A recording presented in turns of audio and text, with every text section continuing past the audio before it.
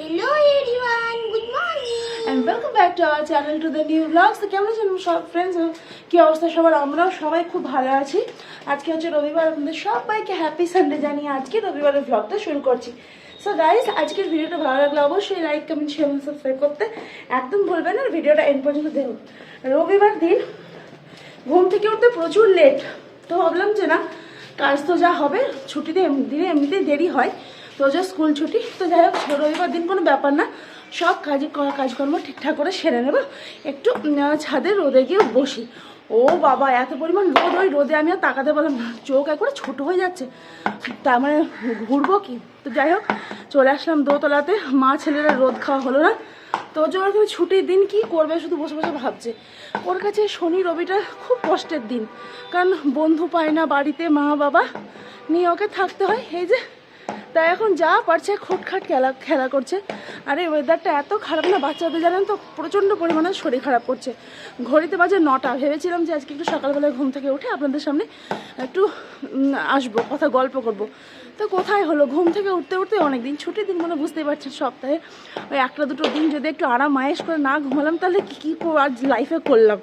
বর্মশাই চাটা খেয়ে চলে গেছেন বাজারে, যথারীতি বাজার আনবে। কি কি আনছে দেখি, আমি যা যা বলে দিয়েছি সেগুলো তো আনবেই। এছাড়া কি আনবে গো? আচ্ছা হ্যাঁ, আমি বলেছি যে যেগুলো যেগুলো লাগবে সেগুলো নিয়ে এসো। রবিবার মানে চিকেনই বানাবো। আমাদের রেড মিটটা খাওয়া খুব একটা না আমার জন্য ভালো না আমার বড়মশাইয়ের জন্য ভালো, যার জন্য আমরা বেশি করবো না, মানে চিকেনটাই খাবো। আর ডিমগুলো রয়েছে, শ্বশুরমশাই পয়সা থেকে আমাদের হাঁসের ডিম নিয়ে এসে, দেশি বলছে দেখেছি না, ডিম তো আবার হাঁসেরই হয়, পোলট্রি হয়, এসব আর কি। তারপরে সকালবেলা পাখিগুলো কিচকিচ করছে, কি ভালো লাগছে। আর এর মধ্যে তোজো আমার দুষ্টুমি করছে। আমাদের এই গাছগুলোর ফুলের সংখ্যা অনেকটা কমে গেল। তারপরে গাছে ফুলের মধ্যে ওই সাদা সাদা কী সব পোকা বেরোচ্ছে, তারপরে কিছু গাছ নেতিয়ে গেছে, এরম হচ্ছে। আমার লঙ্কা জবা গাছে অনেক ফুল। হ্যাঁ, এটা তোজো লঙ্কা জবা গাছে অনেক ফুল ফোটে। আজকে ওই গাছটা থেকে অনেকটা ফুল পেয়েছি। সো ব্রেকফাস্ট, কিন্তু এটা পাতাটা একটু নোংরা হয়ে গেছে, খারাপ। আচ্ছা ঠিক আছে, ও ঠিক হয়ে যাবে, একটু জল টল ভালো করে পেলে ঠিক হয়ে যাবে। তো দাদান দেয় তো জল ওখানে, কিন্তু বেশি পরিমাণে জল হয়ে গেছে। ওরে বাবা রে, দাদান খুব ভালো বোঝে, শোনা দাদান দেখো না কত যত্ন করে গাছে। তো যাই হোক এবার নিচে যাব, দেখি বরমশাই চলে আসবে, আরও যে ঝাড়া ঝুড়ো কাজকর্ম ক্লিনিং করা সব রয়েছে। তো জোরকে আমার একটু মেডিসিন দিয়ে এলাম, কারণ জ্বর পড়ে গেছিলো হঠাৎ করে। খটখট করছো কেন? হঠাৎ করে জ্বরে পড়ে গেছিলো, যার জন্য তাই একটু দুষ্টুটাকে ওষুধ খাইয়ে ছাদে নিলাম। দেখতে পাচ্ছেন একদম শীতকালের বুড়ো মানুষ লাগছে আমার সোনাটাকে। চলো, আচ্ছা বলবো না, সোনা ছেলে আমার বাবা, হ্যাঁ সোনা ছেলে। তো ওকে এবার একটু ওষুধ আরেকবার দিতে হবে, কাশি ওষুধ এগুলো আর কি। তারপরে ব্রেকফাস্ট করবো, ঝাড়া ঝুড়ো সব পড়ে গেছে। কোনটা গ্রেপসের গাছ? এই লতানোটা? এই যে লতানোটা বলছে নাকি গ্রেপসের গাছ, এই দেখুন অনেক লম্বা এটা। ও হবে হয়তো। তো চলুন এবার নিচে যাই। তো আমি চলে এলাম, আমার সোনা এখন নিচে আসলো না, ওইখানে বসলো একটু খেলবে। বুঝতেই পারছি দুষ্টুমি করবে, ঘরে জানলা টানলা কিছুই খোলা হয়নি। এখন আবার বেলা না হলে তো রোদ ওঠে না, আর রোদ না উঠলে ঘরের মধ্যে চারিদিকে হাওয়া, সবই গোছগাছ করতে তখন পড়ে রয়েছে, করবো। তো ওই জন্য একটু লোভে করে ছাদে গেছিলাম যে একটু রোদ পাবো, একটু আলো, মানে কি। তো এত পরিমাণ রোদ যে ওখানে গিয়ে আপনাদের সাথে কথা বলা আমার জন্য দুষ্কর হয়ে উঠছে। তাকাতেই পারছি না, চোখটা একদম এইটুকুনি হয়ে যাচ্ছে, তাকাবো কি। সেটা দেখেন পুরো আসার সময় হয়ে গেছে। তারপরে জিনিসপত্র এসে ধোয়া পাগলা সবটাই তো করতে হবে না আমাকে। কখন আসবে দেখি। বাবা খাওয়া দাওয়া করে বেরিয়ে গেছে একদম। বাবাকে আজকে চা, তারপরে ব্রেকফাস্ট সমস্ত কিছু সব আজকে একসাথে দিয়েছি। কাজ বলতে শুধু বলে এখানে কাপড়টা ভিজিয়ে রেখেছি, ব্যাস। তো চলো ও আস্তে আস্তে যতক্ষণ আসছে কাজগুলোকে গুটিয়ে।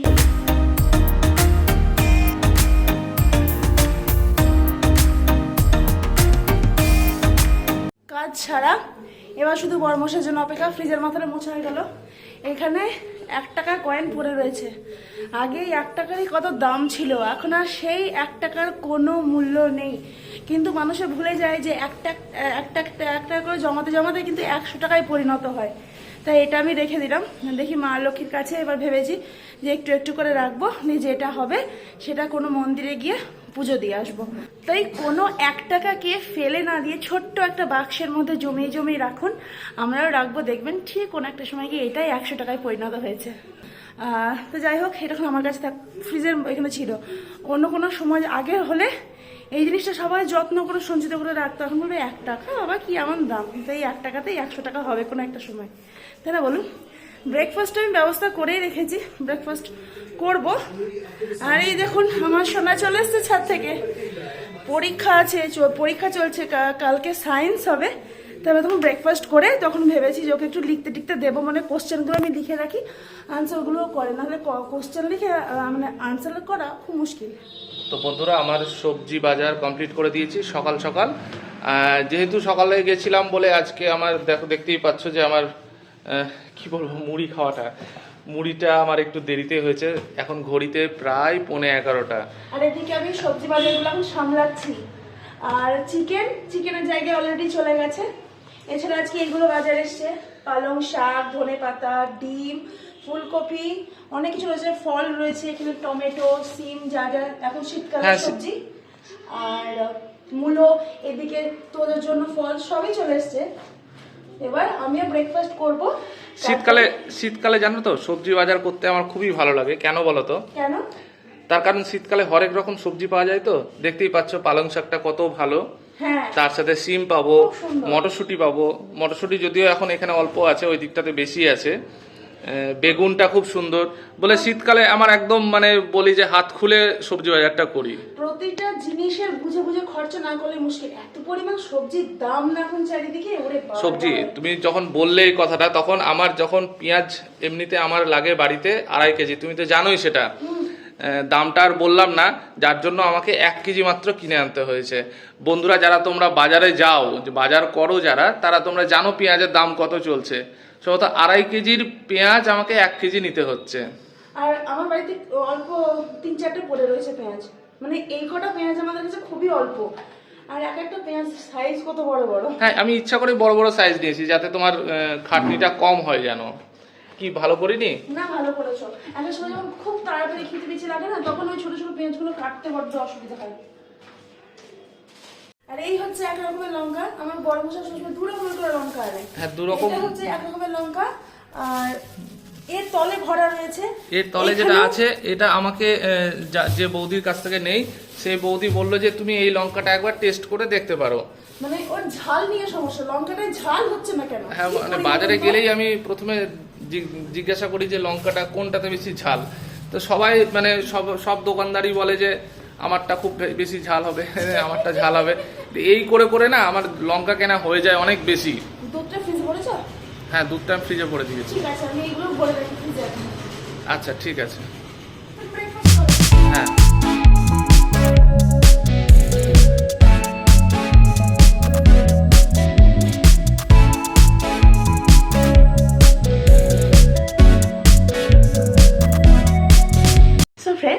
ঘড়িতে বাজে 11:30, অনেক বেলা হয়ে গেছে, দেরি করলে হবে না। তো মুড়ি আমাদের ব্রেকফাস্ট করা হয়ে গেছে, মুড়ি খেয়েছি আমরা সবাই মিলে। বর্মশাকে চা দেবো, তার আগে এখানে আমি ভাতটা বসিয়ে দিলাম। আমাদের 4 জনের, আবার 4 জনের ভাত যা নিই তার থেকে অল্প একটু নিয়েছি, কারণ কিন্তু চিকেন রয়েছে, রবিবার দিন। তার হালকা পাতলাই রান্না হবে, কিন্তু খুব সুন্দর করে বানাবো ইচ্ছা আছে, কারণ তোজোর যেহেতু শরীরটা ভালো নেই, অসুস্থ ছেলে, মুখে যেটা ভালো লাগবে সেটাই করে দেবো ওকে। তো তার জন্য এখানে চিকেনটা ম্যারিনেট করে রেখে দিয়েছি। আর আমার বর্মশা এখানে অনেকটা চিকেন এনেছে, প্রায় 1 কিলোর ওপর আছে। এটা কালকে কিছু একটা বানাবো বলে এমনি রাখলাম, আর এটা আজকে টমেটো, দই, লবণ, হলুদ সমস্ত কিছু দিয়ে ম্যারিনেট করে রেখেছি। কাজে মেয়ে ঘর দর মুছবে, পরিষ্কার পরিচ্ছন্ন করতে লাগবে। তো দেখি কতটা কুটনো কেটে রাখতে পারি, নাহলে তখন ও যাওয়ার পরে একদম জলদি করে বসিয়ে দেবো। আর কি কি রান্না হচ্ছে সেটা আপনাদের সাথে শেয়ার করছি, চিকেনের কি বানাচ্ছি সেটাও শেয়ার করছি।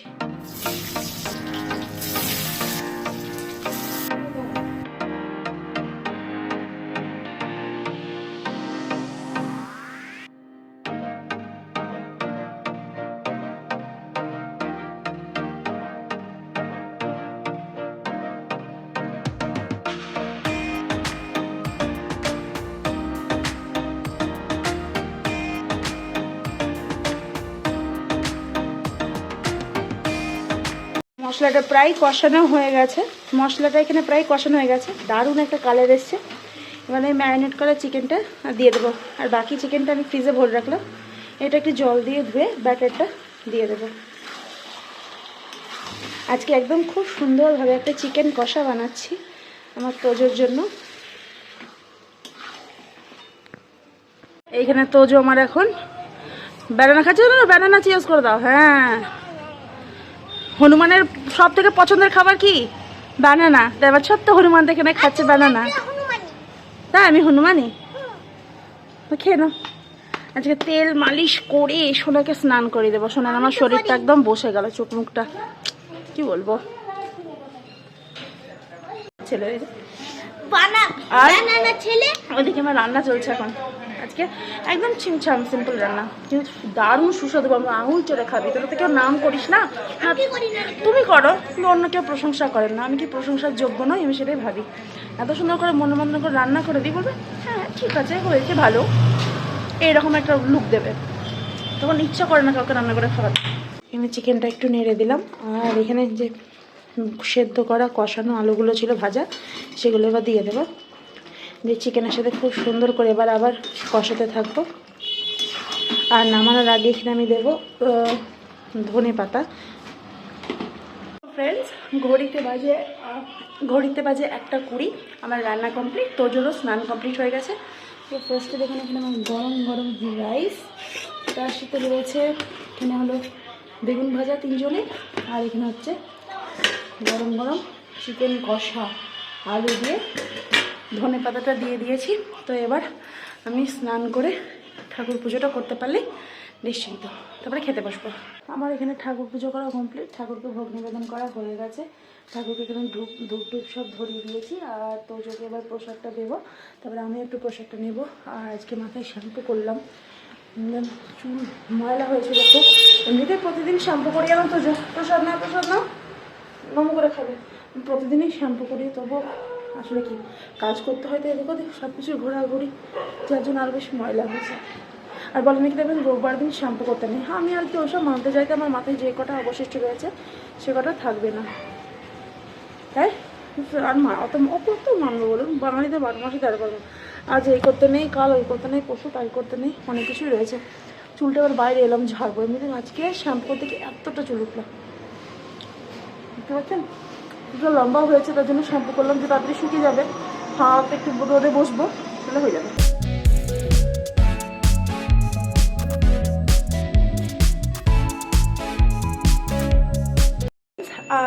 সো গাইজ, আমি একদম ফুল রেডি। ওখানে তোজোর খাবারটা বেড়ে নিয়েছি, আর আমার বড়মশাইকে যথারীতি খেতে দিয়ে দিয়েছি। চলো আমাকে মা খেয়ে দেবো।